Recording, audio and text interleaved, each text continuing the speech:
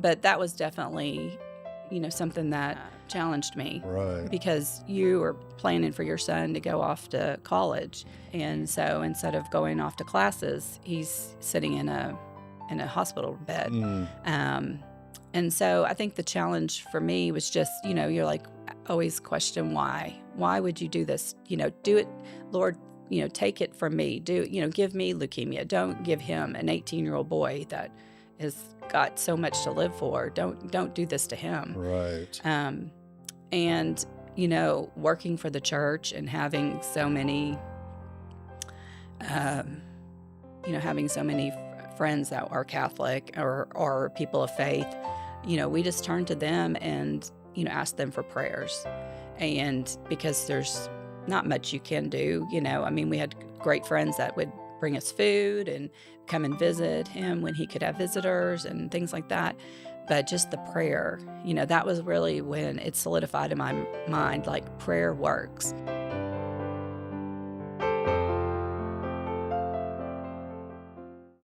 Malea Hargett, thank you for being here. Thanks for inviting me. Yeah, this is a pleasure. So, as you know, I think you've seen a couple of our episodes. We want to share your story with the audience, your walk with the Lord, going all the way back and, telling us about your childhood, whether you're a cradle Catholic or a convert, all of those good details. So Okay. I invite you to do just that.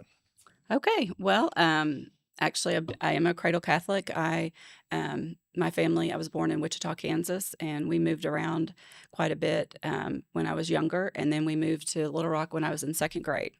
And so we joined Christ the King Church and was a member there till I went to college. And so my family's been very active in the church. My mom actually worked for the diocese and was the customer service representative at Little Rock Scripture Study for many years, for Nice. I think 30 years, Wow. close to it. Okay. Yeah. And so so I just was very active, more so when I got to college. That was kind of where I feel like I really took the faith on as my own and went to Arkansas State and got involved in campus ministry there. They now have a nice, beautiful facility. It's called St. John Newman. But at the time when I was there, it was just these two little old houses. But it was very much our place. Our church was those two little houses. And that's really where I kind of took the faith on more as my own and, really kind of grew to love the faith. Very good. Very good. So, what brought you to Arkansas? My dad actually worked for Dillard's. Okay. He was a buyer for Dillard's and was doing furniture buying for other companies. And Dillard's hired him, and we lived in Oklahoma and we lived in Texas, and then they transferred him here. So Very interesting. I have an uncle who did the exact same thing. They probably knew each other. Probably so. This was not that long after we moved here. They laid him off. So we stayed. He found another career, and we stayed. Oh, wow. All right. Yeah, I mean, I think the exact same thing happened to my uncle as Yeah, well. yeah, That's yeah. really interesting. All right. And then, so did you major in journalism when you went to ASU? Yeah, I Okay. did. I was one of those rare people that just decided when I was in high school what I was going to do. I was in high school, was on the newspaper staff, and And I forgot, where did you say you were in high school? I did not say that, but I actually was in public school Okay. I never went to Catholic school, so I went to Parkview Okay. in Little Rock and was involved in the newspaper staff there and just fell in love with it and decided that was going to be what I was going to do for my Yeah. career. Oh, that's great. Yeah. And then the campus ministry and all that, that's such a neat arc that you've been on. So, and what was your mother's name? She had such a presence Yeah. here. Her name is Nancy Lee Walters. Okay. So both my parents are still very active in my life, and they live in Little Rock here and Great. retired, of course, now. But Yeah. Shout out to them. Yeah, they really, were just I couldn't have asked for better family to, bring me into, to the faith and just everything, yeah. Yeah. I'm a convert myself. I've only been a Catholic for almost 18 years, I guess. So there's still a lot of people that a lot of Catholics around here probably know that I was not aware of because Right, you not weren't not involved, growing yeah. up here and not being in the church and stuff. So Yeah, that yeah. always fascinates me to hear about like who some of the people Yeah, I mean, we were were here that. in the late '70s, and so that's when we joined Christ the King, and, we're not the one of the first families, but certainly early families that joined the church and helped to build it up. Was the Christ the King church that you see today, had it been constructed? Yeah, It no, there was a different church, okay, yeah, yeah. yeah, or it was remodeled, I'm not sure. I can't remember how it went, Yeah, but, it yeah, I was think they re it looks different, okay, yeah. alright, yeah, yeah, I was thinking that at least what you see today is was probably not that long ago, maybe 20 Yeah, something like that, something, yeah. okay. So what happened from there after college or in college? You said you came back here to Little Rock?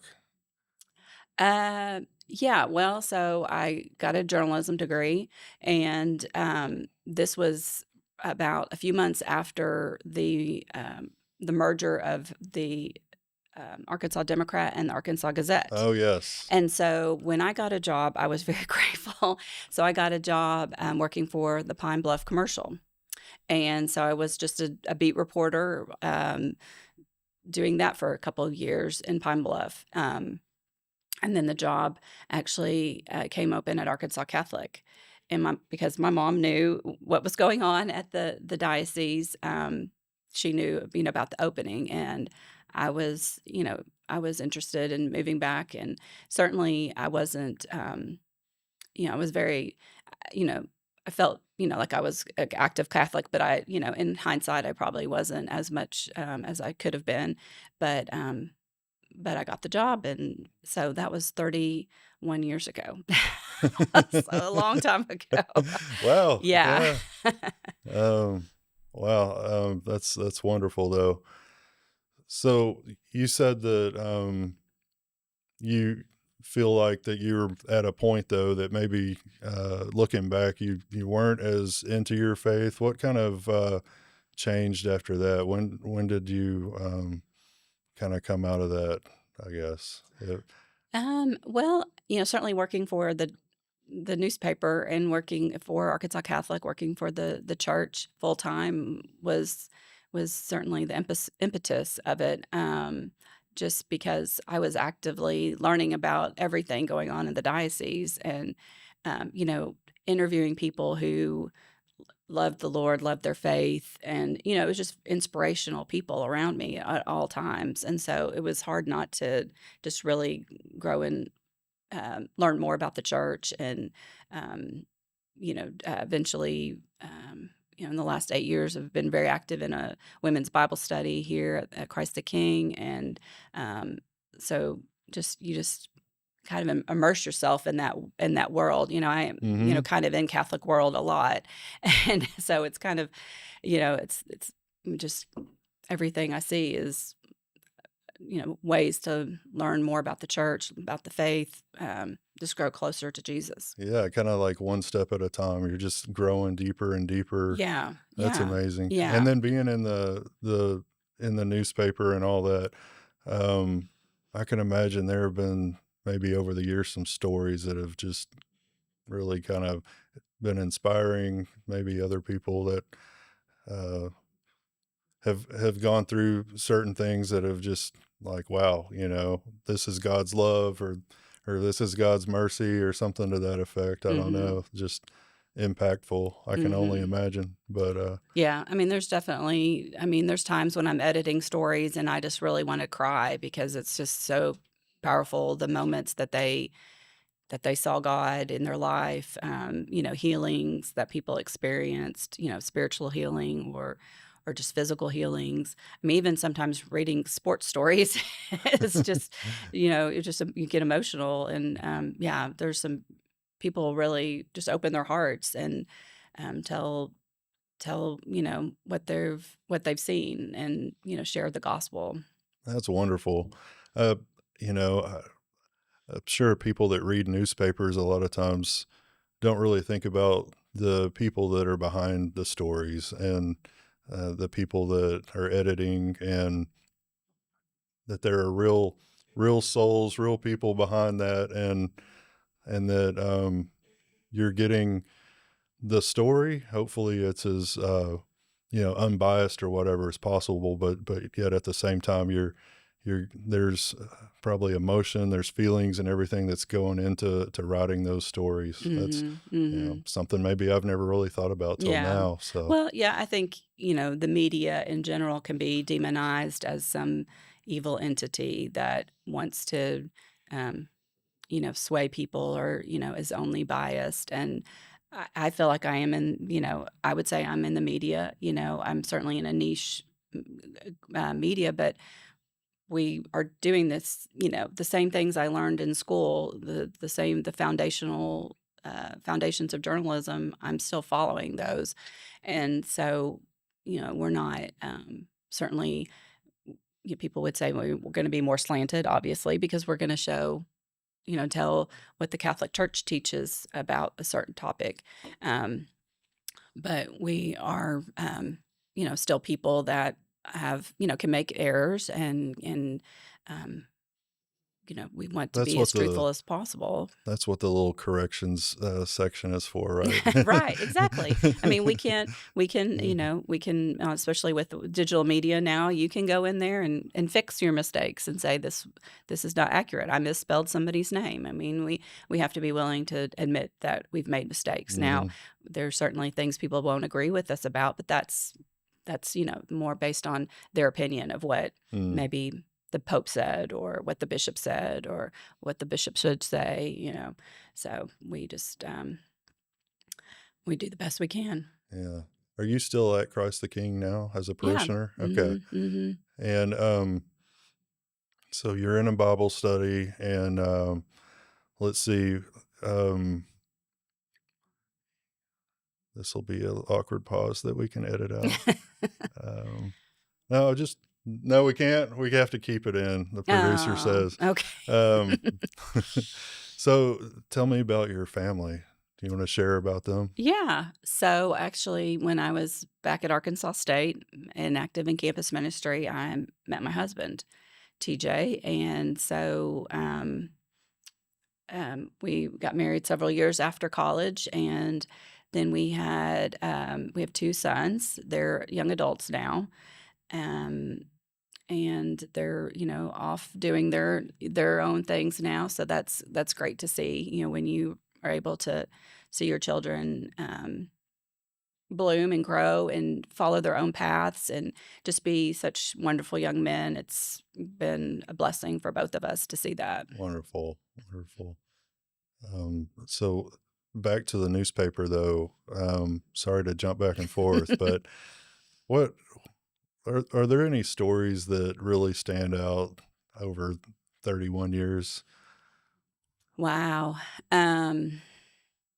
Stories. Yeah, I mean, we've been able to, one interesting thing that kind of stands out to us, or to me, is so our newspaper was founded in 1911. And so, in 2011, we had our centennial, and that's quite a monumental thing for a newspaper or for any business. But, I got to go back through all of our archives from the time, we have these bound volumes in our archive room from the first issues, and, was looking back, and we wrote kind of stories that, like, each issue for that year had kind of a 3 to 4 year, summary of what happened in the church and in Arkansas at the time.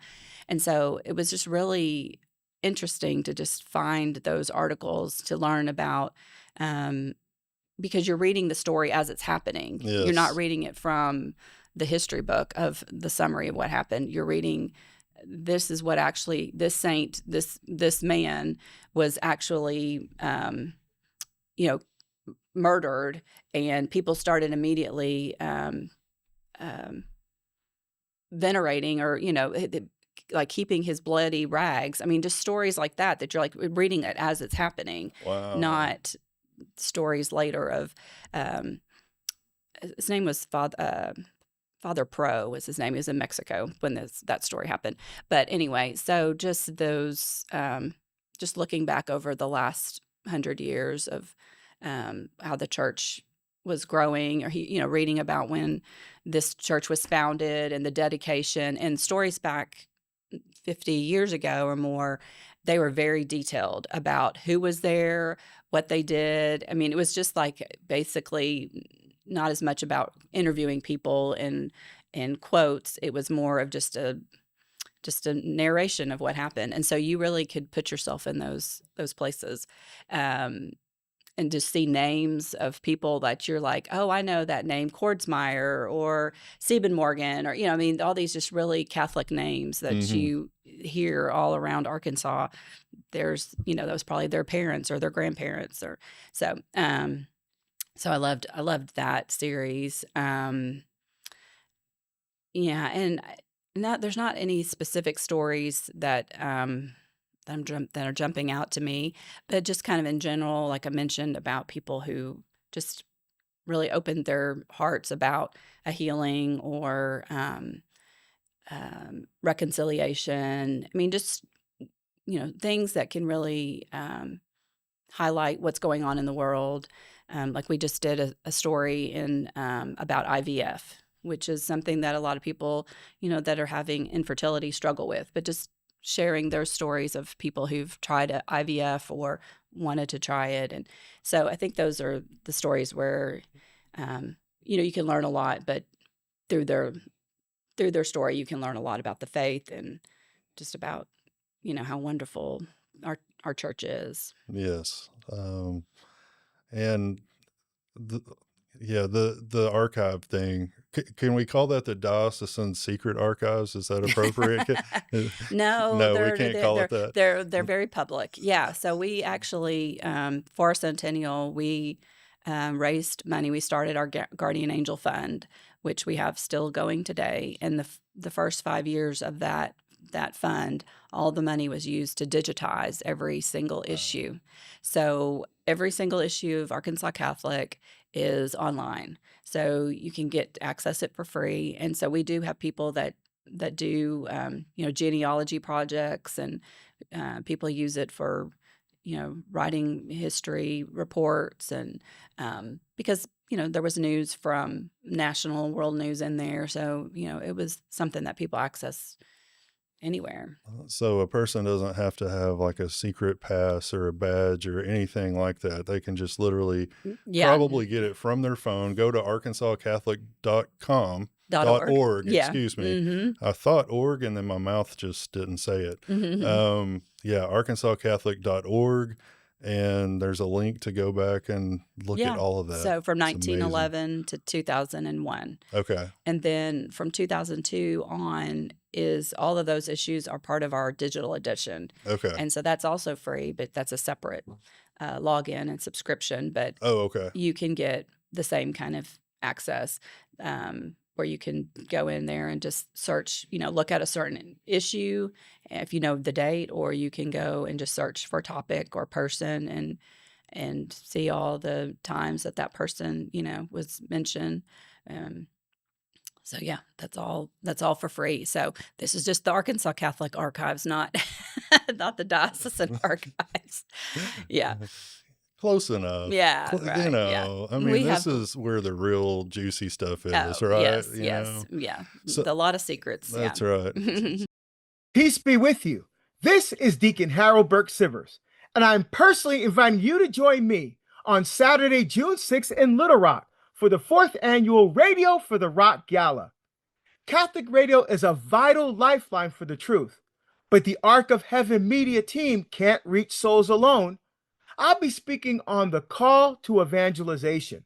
And I want to show you how to be a dynamic force for the gospel in Central Arkansas.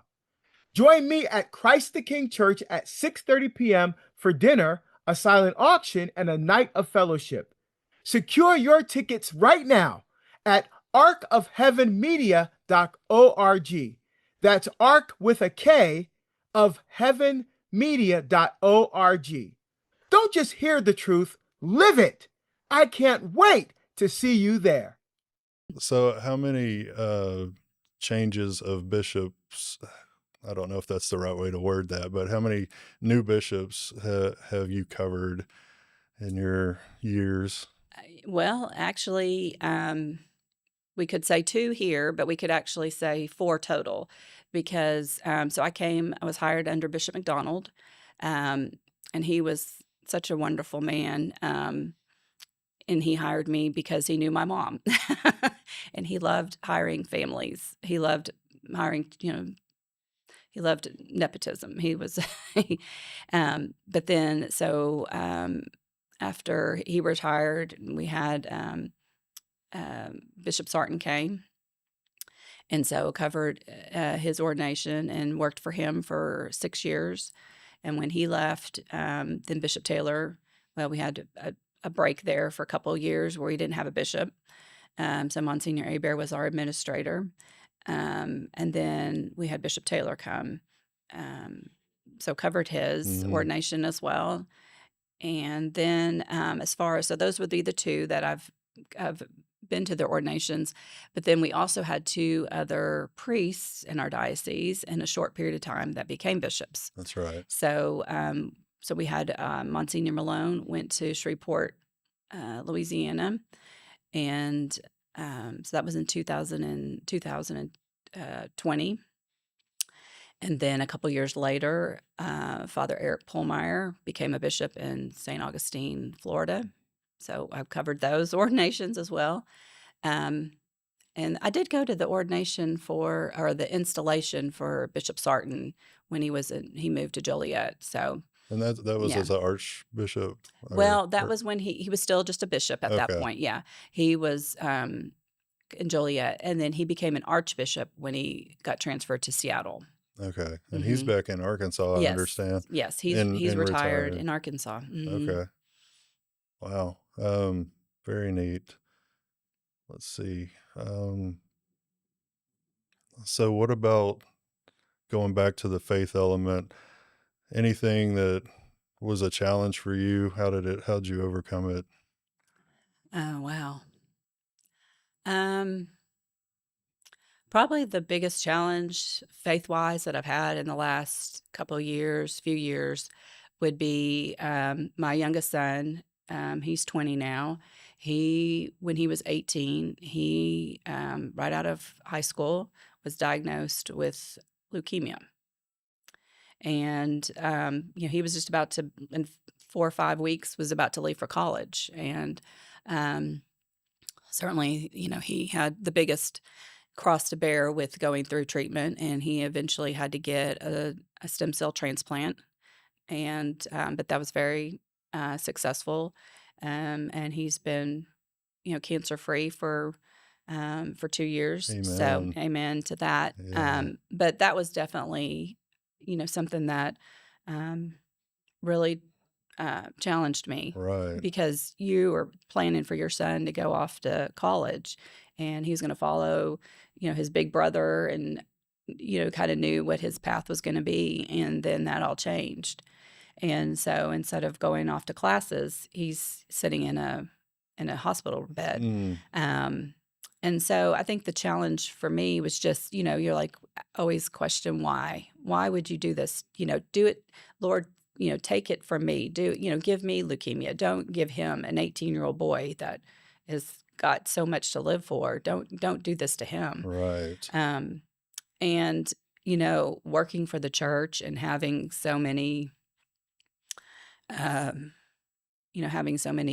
friends that are Catholic or people of faith, we just turn to them and, ask them for prayers. And because there's not much you can do, I mean, we had great friends that would bring us food and come and visit him when he could have visitors and things like that. But just the prayer, that was really when it solidified in my mind, like prayer works Amen. because not that he was healed, but that we stayed strong. As a family, we were able to weather the storm, and we never really had like a breakdown where we just felt like we can't do this anymore. Um, and Evan was always so strong and just accepted it, that this is the reality of his life. But the prayer just kept us so strong that we could just go the next day and just keep going through the doctor appointments and the treatment and the recovery process. And it was very, very, very difficult. But our faith just was there and kept us on that, you know, um, that journey. We just kept going Yes. forward. Oh, that's wonderful. I mean, it's beautiful. Not that he had to suffer through that, but the community that kind of rallied behind you and supported you. Yeah. That's a Yeah. I wonderful mean, thing, just, yeah, and God's grace through that. there was, people from Catholic High that would check in on him, and people, certainly friends and people from Christ the King, and people I know from all over the diocese. I mean, even now, every time I go out to cover a story, I'll run into somebody I know, and they're always like, "How's Evan doing?" Yeah. I'm still praying for him. He's still on my prayer list. I pray for him, and so that's been, it's just your mind just kind of blocks out a lot of that pain. You just are able to hopefully not ever have to experience that again and how bad it was. But, you're just so grateful that people still remember him and still, we want him to continue to be healthy. I mean, that's, he's still has a few more years before they will say, like he's, you know, I guess a cancer survivor and is out of the woods, as much as you can hope. Hmm. So what's Evan doing now? He's about 22, I guess, or Yeah, he's about to turn 21. And so he actually decided to go into looking into doing real estate. okay. And so instead of going to college, that's what he's been his kind of career path right now. And so he's very excited about that and has a couple of mentors that are helping him. And yeah, so he's found something that he really wants to do, and has been very healthy and working out almost every day. And, Oh, and so wow, he's just good. really building up his strength. And yeah. Very good. Wow, that's wonderful. Yeah, that's great news. Because I remember when you were going through that, so I was so glad to hear when he got done with the treatments and everything. So, Yeah. Yeah. um, I guess shifting gears back to the newspaper, what's kind of on the horizon with Arkansas Catholic? Well, we're don't really have anything, we're continuing. We're very blessed that we have a weekly paper. Even people still love to have a print edition and have it in their hands and delivered to their home. And so we still do that. We have our digital edition, which is completely free. So anybody can get that and sign up and get the paper in their inbox that way and read the complete paper. Um, Is we are, have our website and newsletter. So we're just staying busy. There's never really any hmm breaks. Or, That's right. That's yeah. right. So we're working now, with Arc of Media, and we have little news roundups That's that right. air. Yeah. Yeah. So So yeah, right now, people can go to our website. We're featuring a weekly news roundup with Katie Zakrewski, and that's on New Covenant Radio. But that right now is the name of our radio station. It's on our website, arcofheavenmedia.org. And so yeah, I'm glad you brought that up because we definitely want people to be able to go there and get those roundups and Yeah. hear about that. Yeah, So so all of we the little appreciate the yeah, she's our associate editor's been doing those weekly for a few months now, and, hopefully we'll continue to reach out to your listeners that way and tell them to come visit our website and get more information. Certainly a lot of our stories are on social media, so you can, uh, get to access them that way too. That's right. You mentioned a newsletter. Is that the Aspire? Yes. So we have a newsletter twice a month called Aspire, and you can sign up also on our website.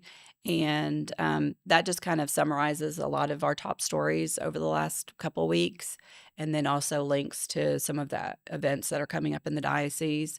So it's a good way to just kind of get a quick little 3 or 4 minute review of what's going on in the church in Arkansas. Wonderful. And you said that a lot of people still like to get the print edition of the Arkansas Catholic. Um, have you seen a shift in people using the online version or? Yeah, certainly. um, people are just much more active now, and so they've got their access, on their phone, and so the digital edition's definitely grown, especially since it's been free. We used to cost a small fee for people to subscribe, but now it's been free for several years, and so for people who are looking to save a little money, and then unfortunately we have a lot of areas of the state where the post office does not deliver very quickly. And so the digital edition, you get it every Tuesday afternoon. And so you're not waiting maybe 3 or 4 or 5 more days for the Mm, post office to deliver your paper. So for people like that, it's been really helpful because they were getting their newspaper basically a week later. And then it's like, I've missed these events that you were yes. promoting in the paper.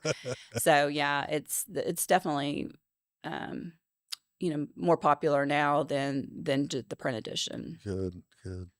Do you see anything on the horizon kind of changing due to the times as far as that? I mean, um, yeah, I think the paper copy is really really neat, but I'm a Xennial. I'm almost a Gen Xer, so Yeah. I'm